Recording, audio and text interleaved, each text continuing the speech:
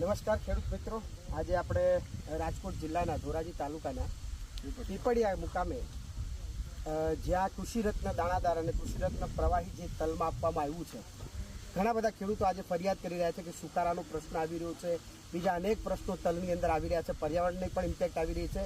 તો એ દરેક કેસની અંદર અને એની અંદર પણ ખાસ મહત્વનું કે ઓર્ગેનિક જે ફાર્મિંગ તરફ જે ખેડૂત પોતે જતા અચકાય છે, તો એવા કેસની અંદર જ્યારે ભારત જૈવિક અને પ્રોબાયોટિક્સનું સંપૂર્ણ ઓર્ગેનિક પ્રવાહી અને દાણાદાર જ્યારે પાયામાં આપણે આપ્યું છે અને સમયાંતરે જ્યારે આપણે રિપોર્ટિંગ કર્યું છે, તો એવા પીપળિયા ગામના મનોજભાઈ આપણી સાથે છે કે જે આપણી સાથે વાત કરશે કે આ પ્રોડક્ટ વાપર્યાથી એમને શું લાભ થયો છે અને આજુબાજુની ખેતરોની શું પરિસ્થિતિ છે જ્યાં રાસાયણિક ખાતરોનો ઉપયોગ થયો છે અને આની અંદર કે જે સંપૂર્ણ જૈવિક વસ્તુ વપરાય છે. ખેડૂત મિત્રો, મને જણાવતા એ વસ્તુ ખૂબ જ આનંદ થાય છે કે પોતે સાહેબશ્રી જે છે એ વર્ષોથી ઓર્ગેનિક ફાર્મિંગ તરફ અને પ્રાકૃતિક ખેતી સાથે વણાયેલા છે. એટલે જ્યારે વાત ઓર્ગેનિકની આવી ત્યારે સહર્ષ રીતે તેમને આ પ્રોડક્ટનો ઉપયોગ કર્યો હતો. તો આજે આપણે એમની સાથે થોડી વાતચીત કરીએ અને રિવ્યૂ લઈએ કે શું લાગે છે તમને આ પ્રોડક્ટ વાપર્યા પછી. તો સાહેબ, આપનું શું કહેવું છે કે આ પ્રોડક્ટ વાપર્યા પછી કેવું લાગે છે? પ્રોડક્ટ વાપર્યા પછી કૃષિરત્ન દાણાદાર અને લિક્વિડ બંને મેં વાપર્યા પછી તલની અંદર અત્યારે સુકારો નથી અને ફ્લાવરિંગ અને બીજી બધી રીતે તલની ગ્રોથ, ગ્રીનરી બધું સારું છે. બાજુમાં રાસાયણિક તલનું વાવેતર રાસાયણિકથી ખેતી કરે છે, એમાં અત્યારે સુકારાનો બધો પ્રશ્ન છે. મારા તલની અંદર સુકારાનો કંઈ પ્રશ્ન છે નહીં અને બધી રીતે સારું છે. જી, તો તમે અહીંયા આપણને એ જણાવશો કે તમે કેવા કેવા તબક્કે કૃષિરત્નનો જે છે એ ઉપયોગ આ જમીનમાં કર્યો? કૃષિરત્ન મેં 2 પાણ આપ્યા પછી ત્રીજા પાણે કૃષિરત્ન પાણી સાથે આપેલું, પછી ચોથા પાણે એવી રીતના 2 વાર કૃષિરત્ન મેં આપેલું છે. જી, બરાબર છે. તો તમને અત્યારે જે પ્રકારે તમને પરિણામ દેખાઈ રહ્યું છે, તો અન્ય ખેડૂતોની સાપેક્ષમાં તમે શું કહી શકો? આ જે પરિણામ છે કે બધી રીતે ટૂંકમાં કૃષિરત્નનું રિઝલ્ટ સારું છે. તલની અંદર જે કાંઈ ગ્રોથ, ગ્રીનરી બધું થવું જોઈએ બધું સારી રીતે થયું છે. જી, તમે વર્ષોથી ગાય આધારિત ખેતી કરો છો, બરોબર છે, અને ઓર્ગેનિક ખેતી તરફ તમે સંકળાયેલા છો.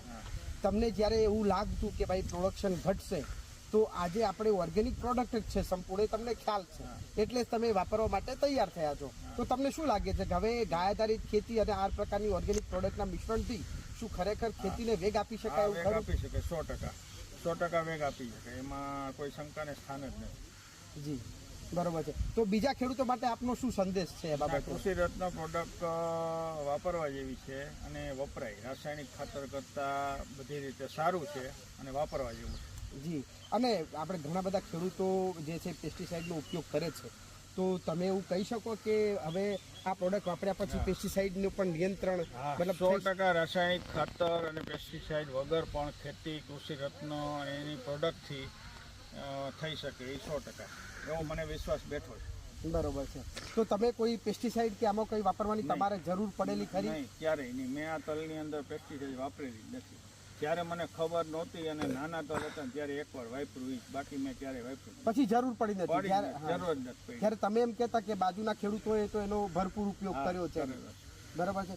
તો ખેડૂત મિત્રો, ખરેખર જોવા જઈએ ને આ વસ્તુની અંદર, તો જેમ આપણે કહીએ ને કે ભાઈ આવવાવાળા સમયની અંદર જે રાસાયણિક ખાતરોનો પુષ્કળ પ્રમાણમાં જે ઉપયોગ થયો ને એનાથી જે પ્રકારની હેલ્થ ઇસ્યુઝ જે આવી રહ્યા છે અત્યારે માર્કેટની અંદર, તો ધીમે ધીમે ગવર્મેન્ટ પણ એવો પ્રયત્ન કરી રહી છે, પાલેકરજી પણ એવો પ્રયત્ન કરી રહ્યા છે, ઘણા બધા ખેડૂતો એવો પ્રયત્ન કરી રહ્યા છે. ઇવન આપણા જે રાજ્યપાલ શ્રી જે છે દેવવ્રત સાહેબ જે એ પોતે પણ પ્રાકૃતિક ખેતી તરફ આગળ વધવા માટે પ્રયત્ન કરી રહ્યો છે. પણ જે ખેડૂતોને જે પ્રશ્નો આવે છે, હું માનું ત્યાં સુધી એ જે પ્રશ્નો આવે છે, જે ઉત્પાદનથી લઈ અને જે પેસ્ટિસાઇડનો નિયંત્રણથી લઈ, રાસાયણિક ખાતરના નિયંત્રણથી લઈ, તો અમે એવું માનીએ કે કૃષિરત્ન જે છે એ ડીએપી કે યુરિયાના અવેજીમાં આપી શકાય એવું ખરું સાહેબ? 100% આપી શકાય. બરાબર છે. તો જેવો ખેડૂતને વિશ્વાસ બેઠો છે, અમે પ્રગતિશીલ ખેડૂતોને મળતા રહીએ છીએ. અમારો એક જ ઉદ્દેશ છે કે આ જમીન જે છે, જેને આપણે ભૂમિ માતા કહીએ છીએ, એનું સારામાં સારું ઉત્પાદન અને ફરી પાછી બેઠી થાય અને ફરી પાછું ભારત જે છે એ રાસાયણિક ખાતરોથી મહદઅંશે મુક્ત બને અને આ દેશનો ખેડૂત સમૃદ્ધ બને એવા આશયથી કૃષિરત્ન ભારત જૈવિક અને પ્રોબાયોટિક્સની પ્રોડક્ટ જે છે અમે આપતા રહીએ છીએ. મનોજભાઈ જેવા પ્રગતિશીલ ખેડૂતોને મળતા રહીએ છીએ અને એમની પાસેથી જે મળે છે જે રિઝલ્ટ એ અમે આપની સાથે શેર કરતા રહીએ છીએ. તો અમારી સાથે જોડાયેલા રહેજો અને આ રિઝલ્ટ જે છે એ તમે જોઈ શકો છો અને આ ગામની અંદર પણ આવીને જોઈ શકો છો અને મનોજભાઈનો પણ સંપર્ક કરી શકો છો. અમે એમનો નંબર પણ તમને ડિસ્પ્લેમાં મૂકીશું. આભાર.